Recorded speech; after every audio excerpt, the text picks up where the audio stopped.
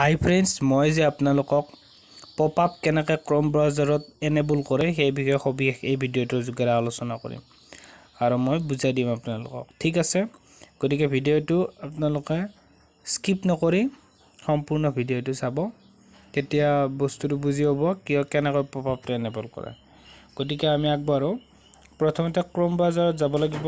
তাৰপিছত যোৱাৰ পিছত ইয়াত তিনিটা ডট আছে ওপৰ ফালে ৰাইট সাইডে কৰ্নাৰত, ইয়াত ক্লিক কৰি দিব লাগিব এই অপশনটোত। গতিকে ক্লিক কৰি দিয়াৰ পিছত আহিব এটা সেটিংস বুলি অপশন এটা থাকিব, এই সেটিংস ইয়াতে ক্লিক কৰি দিব।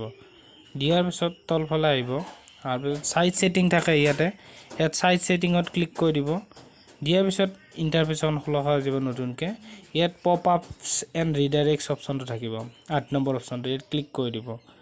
দিয়াৰ পিছত ইয়াত আহি যাব পপ আপস এণ্ড ৰিডাইৰেক্টছ, ইয়াত ব্লক হৈ আছে, মই এইটো এলাউ কৰি দিছোঁ, এনেবল হৈ গ'ল।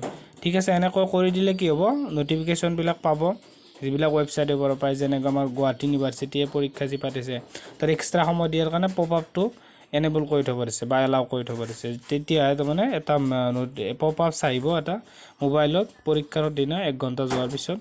1 ঘণ্টা মানে 1 ঘণ্টা নহয়, আপলোডৰ কাৰণে 1 ঘণ্টা সময় দিয়ে, সেই 1 ঘণ্টা সময়ৰ পাছত তাৰপিছত আৰু এক্সট্ৰা 30 মিনিটৰ কাৰণে পপ আপ এটা নটিফিকেশ্যন আহিব।